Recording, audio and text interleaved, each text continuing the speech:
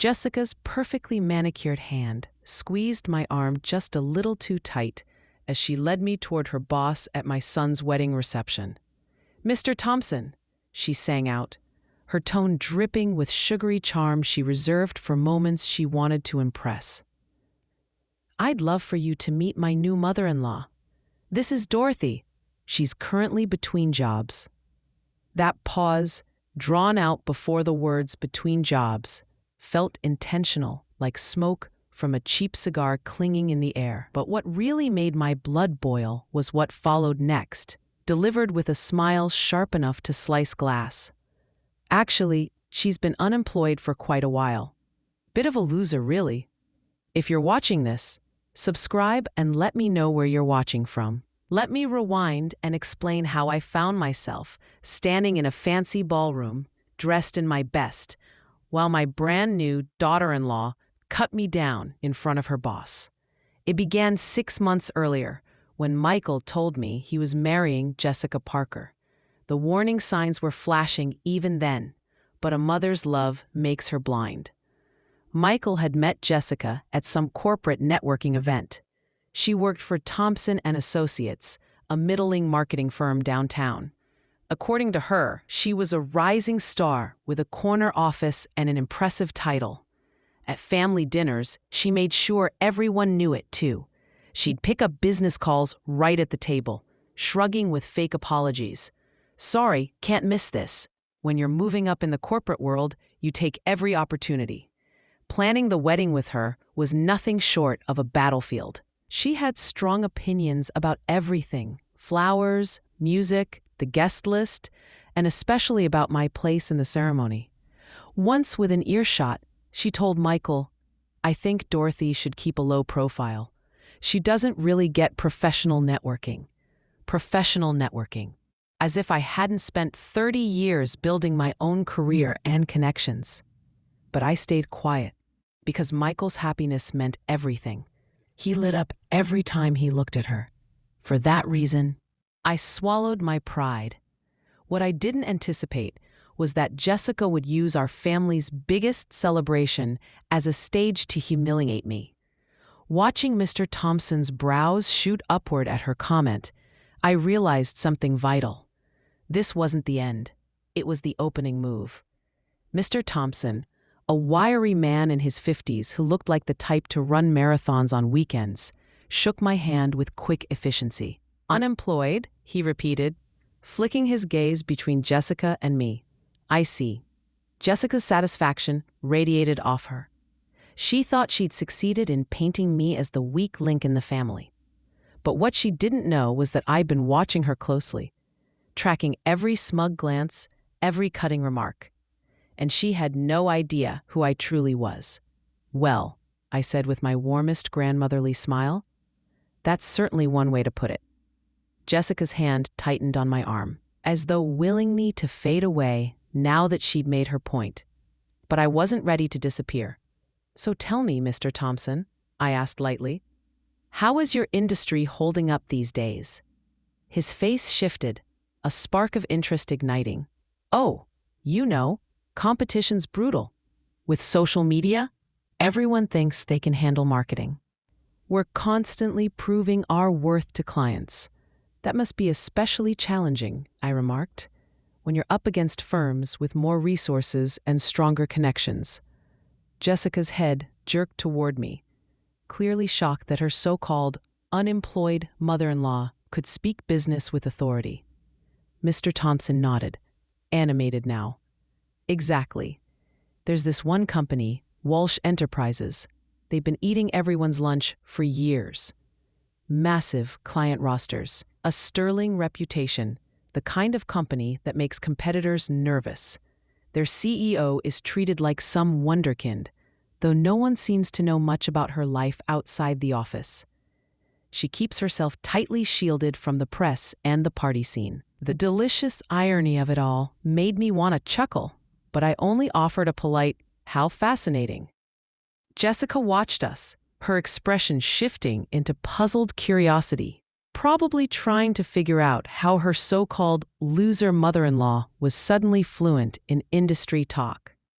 At last the band began to play, and Michael pulled Jessica out for their first dance as husband and wife. I stayed at my table, nursing a flat glass of champagne I'd forgotten about 20 minutes earlier. The pair looked flawless together, him in his timeless black chucks, her in a gown that likely cost more than some people's monthly rent. Still, I could see the cracks beneath that glossy surface. "She's lovely," murmured Mrs. Patterson, the elderly guest beside me.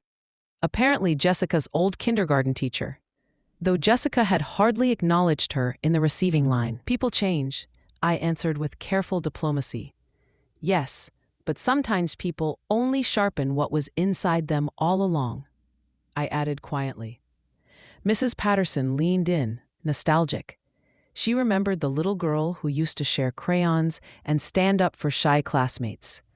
I found myself wondering what happens to that gentle nature as people grow older. I glanced toward Jessica. For a heartbeat, she actually looked like that generous child, laughing at something Michael whispered. Then the music ended and she was scanning the room again, hunting for the next important contact to cultivate. Her path led straight to the Hendersons' table. Robert Henderson, who owned the state's largest construction firm, and Margaret Henderson, who sat on half the charity committees in town. Jessica had clearly done her homework. She moved through the room like she was at a networking event rather than her own wedding. I excused myself from Mrs. Patterson and intended to freshen up, but instead slipped out to the hotel terrace. The September evening was just right, cool enough for my shawl, warm enough to be pleasant. I needed a moment to collect myself and decide what, if anything, I would do next. Around the corner, voices carried, Jessica's, unmistakable, on the phone. "No, Mom, it went perfectly. I made sure Thompson knows I'm not like those small-town people, especially the mother-in-law." A pause, then laughter. "Trust me, after tonight, he'll see me as the professional one in this family." I stood on that terrace for 10 more minutes, listening as she made 2 more calls.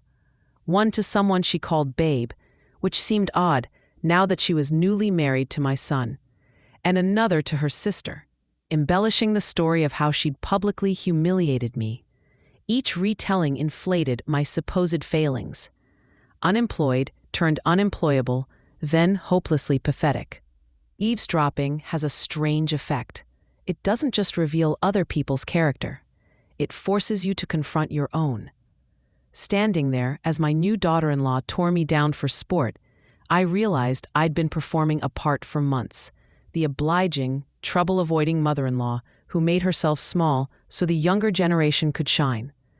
That Dorothy was a fiction, and like any fiction, it only works if everyone accepts it. When I finally returned to the reception, the cake had been cut, and the crowd was starting to thin out. The older relatives were already slipping away, offering polite excuses about long drives and early mornings. I spotted Michael at the bar, tie loosened, looking happily worn out from the day's festivities. "Mom, there you are. I was looking for you," he said brightly. "Jessica wanted to introduce you to some more of her colleagues." "How thoughtful of her," I replied, taking the glass of wine he handed me. "But I think I've met enough of her work friends for one night." His brow furrowed a little. "Is everything okay? You seem different." He'd always been perceptive like that, even as a boy. "Just tired, sweetheart. It's been a big day." I touched his cheek, marveling at how much he resembled his father at the same age. "Your wedding was beautiful." Jessica looked stunning. She did, didn't she? His whole face lit up, the way it always did when her name came up. "It means so much to me that you two are getting along." Getting along. If only he knew what his bride had said about me barely an hour earlier. But this was his wedding day, and I wasn't about to stain it with ugly truths. "Of course we are," I said smoothly. "She's part of the family now." And in that moment, it struck me. The answer to my Jessica problem. She was family now, which meant she fell under my responsibility. And if there was one thing I'd always taken seriously, it was responsibility. That Monday morning, I sat in my home office with a steaming cup of coffee and a legal pad already full of notes. Jessica had made a fatal mistake. She'd assumed I was exactly what I looked like, a retired woman of a certain age, no longer relevant, disconnected from professional life. But in business, assumptions are dangerous. I picked up the phone and dialed a number I knew by heart. Patricia? It's Dorothy Walsh. Hope you enjoyed your weekend. Yes, the wedding was lovely. Thank you. Now, I need you to schedule a meeting with the Thompson account team this afternoon. And Patricia, keep this strictly confidential until I decide otherwise. Patricia Martinez had been my executive assistant for 12 years. She understood perfectly what that tone meant. Someone's world was about to tilt, and I intended to enjoy every second of it. By Tuesday, I had an extensive file on Jessica Parker Walsh. Employment history, academic transcripts, credit reports, even 5 years' worth of social media. Information is power, and I'd always believe in being armed to the teeth before making any important move. Her resume was solid but unremarkable. 3 years at Thompson & Associates, climbing from junior coordinator to account manager.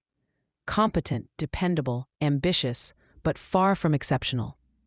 The kind of employee who delivered but never dazzled.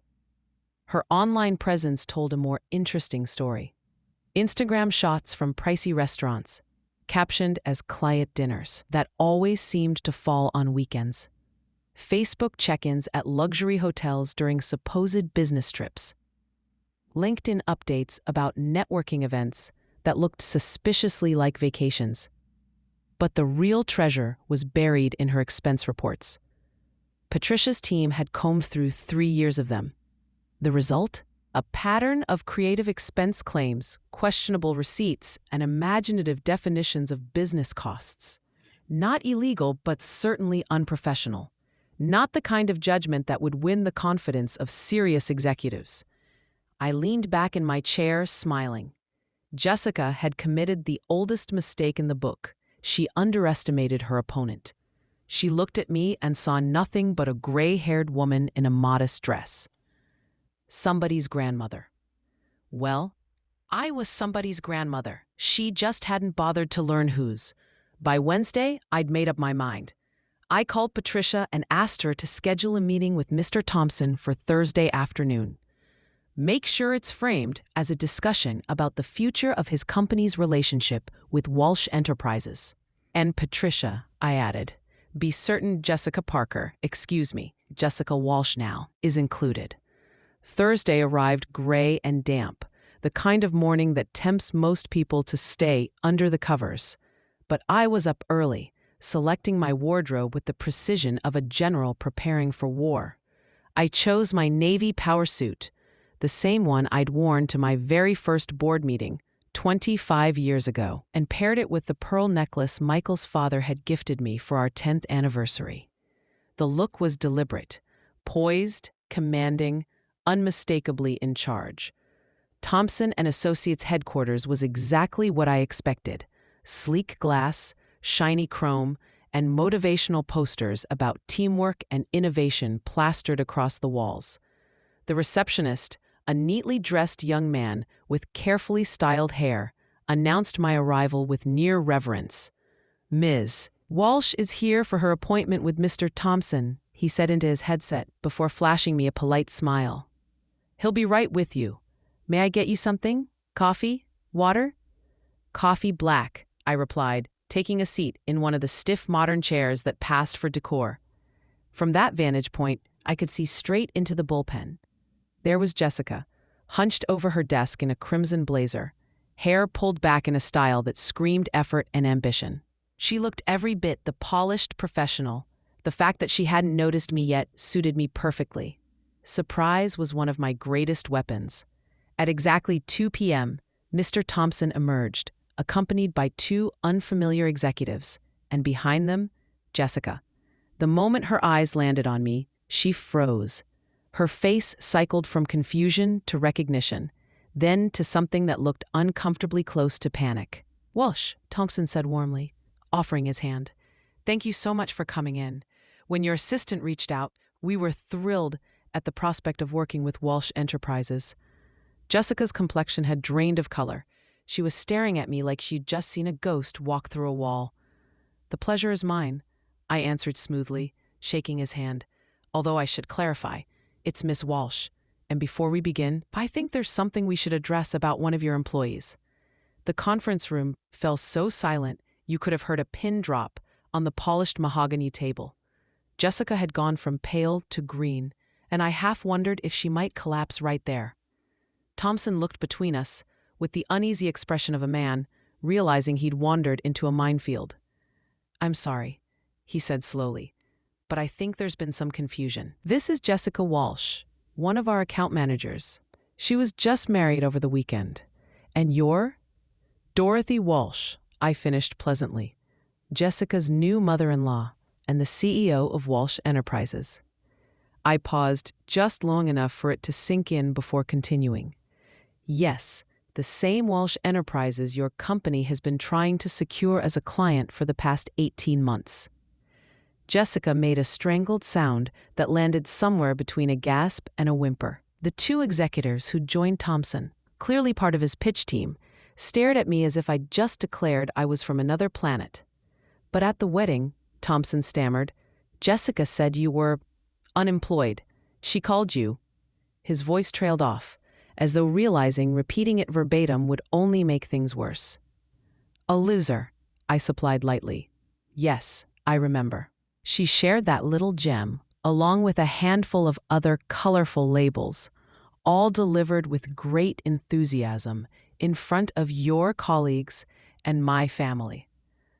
I opened my briefcase and slid a manila folder onto the table. Which brings us to the reason I'm here today. Jessica finally found her voice. "Dorothy, I can explain. It was just wedding nerves. I didn't mean—" "Oh, but you did mean it," I interrupted softly. "In fact, you meant it so strongly that you phoned your mother right after to brag about how you'd put me in my place. Then your sister. Then, most intriguing of all, someone you referred to as Babe. An odd choice of words, given that you had just married my son." Mr. Thompson's complexion drained. He was beginning to grasp that this wasn't a matter of family tension. It was a matter of his firm's reputation and its future with one of the biggest potential clients they'd ever hoped to land.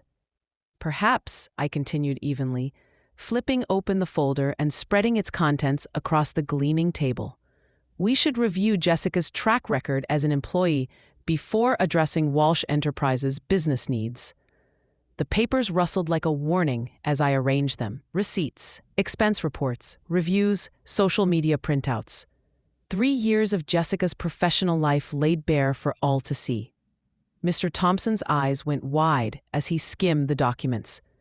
"These are internal reports. How did you—" "Due diligence," I said simply. "When someone chooses to humiliate me publicly, I make sure to know precisely who I'm dealing with." And what I discovered was very enlightening. I pointed at one file. This dinner receipt from March, for example, filed as a client meeting. But reservation logs show it was her birthday with 8 of her college friends. Jessica's hands trembled. There has to be some mistake. "Or this hotel booking in Miami last June," I went on, ignoring her. "Filed as a business conference. Yet her Instagram posts that weekend show her lounging poolside in a bikini. Not exactly professional development." One of the other executives, a sharp-looking woman in her 40s, leaned in. "Are you saying Jessica falsified her expenses?" "I'm not saying anything," I replied smoothly. "I'm presenting facts. You can draw your own conclusions." I slid another page forward. Her LinkedIn profile from last week. She lists herself as senior management and a key decision-maker here. A rather bold stretch for an account manager, wouldn't you say? Mr. Thompson was perspiring now. It was obvious he had never taken the time to look closely at Jessica's digital footprint, and what he was seeing painted her as careless and dishonest. "Now," I said, snapping the folder shut, "let's discuss Walsh Enterprises' current needs. We're looking for a partner for our southeastern expansion. The deal would be worth approximately $12 million over 3 years. The silence in the room was heavy. $12 million was likely more than Thompson and Associates pulled in annually. $12 million, Mr. Thompson whispered, sounding like a man caught between salvation and ruin. Of course, I added casually, Walsh Enterprises holds its partners to the highest ethical standards.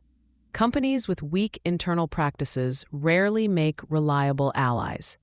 I gestured at the documents spread across the table. We simply cannot work with organizations that don't share our values. Jessica suddenly lurched to her feet, her chair screeching loudly. This is absurd. You can't destroy me over some silly misunderstanding at a wedding.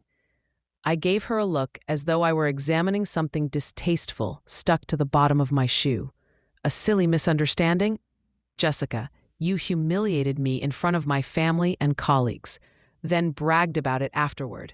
You've inflated your job title, padded your expenses, and maintained connections your new husband might find troubling.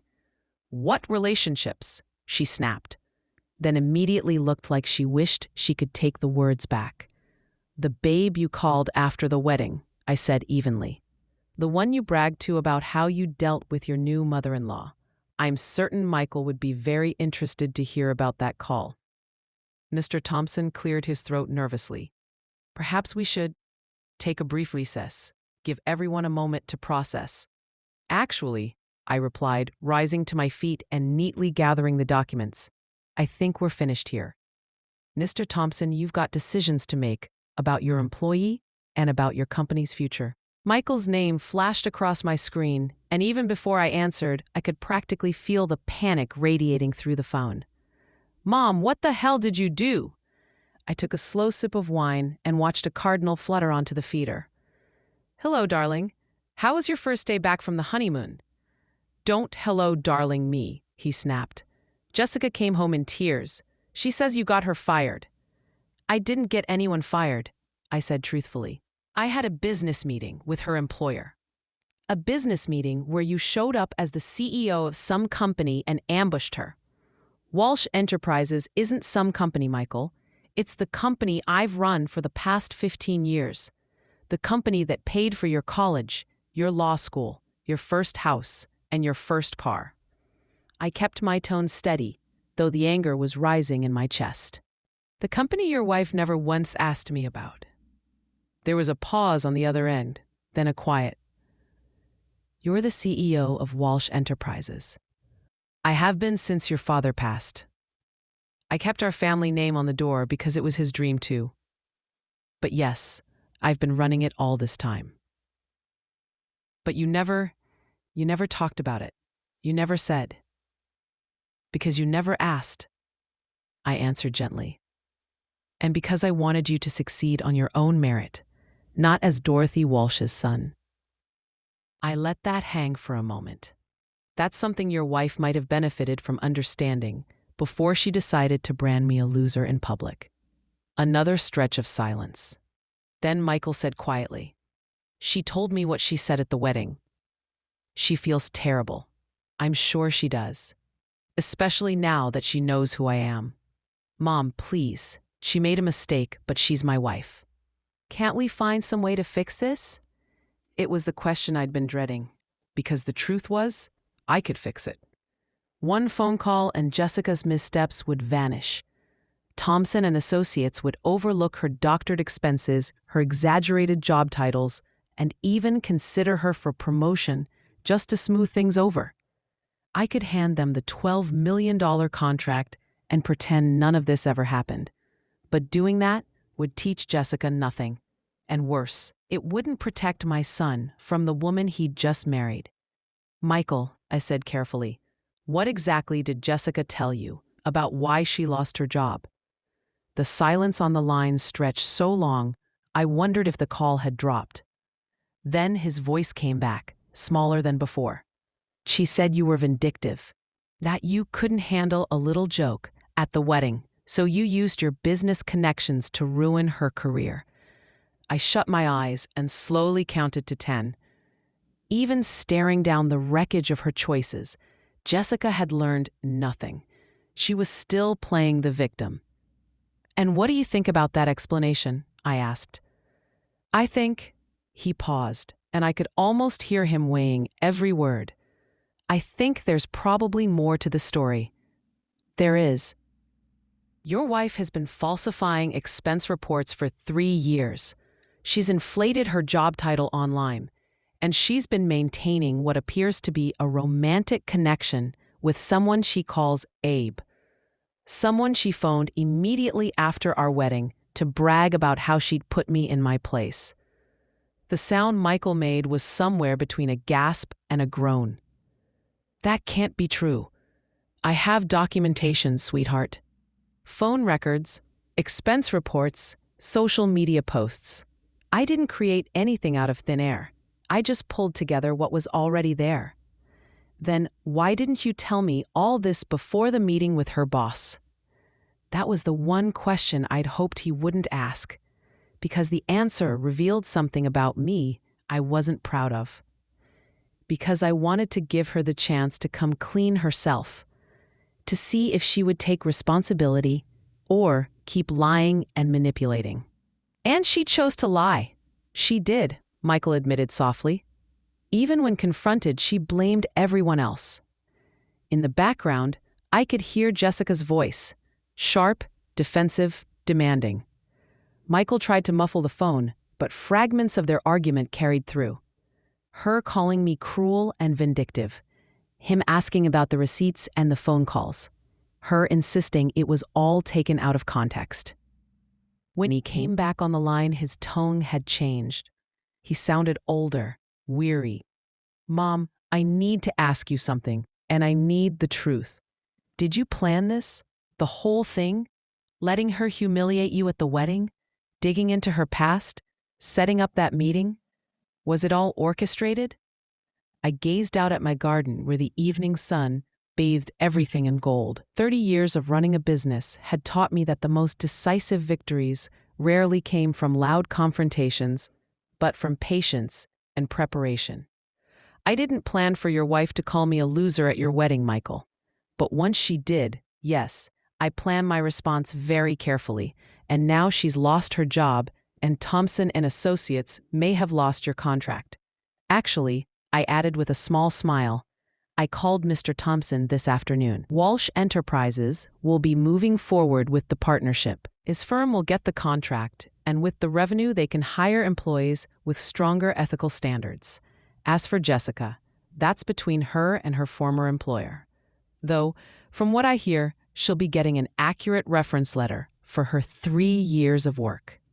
Michael was quiet for so long I feared he might have hung up. Finally, he whispered, "I married someone I don't really know, didn't I?" My heart squeezed for him. "You married the woman you thought you knew." Sometimes that's the same thing. Sometimes it isn't. What matters now is what you choose to do with the truth. After we ended the call, I stayed on the patio until the stars appeared. Jessica would land on her feet. People like her always did. She'd find another position, probably at a company less diligent with background checks. Maybe she'd even learn from this experience, though I doubted it. But Michael would be okay, stronger than he realized and far smarter than Jessica had ever given him credit for. Now he had every piece of information he needed to decide what his marriage and his future would look like. As for me, I'd learned something too, that after 30 years of smoothing over conflicts and biting my tongue, sometimes the most loving act is refusing to be anyone's doormat, even if it means your son must face painful truths about the woman he married, especially then. Thanks for listening. Don't forget to subscribe and feel free to share your story in the comments. Your voice matters.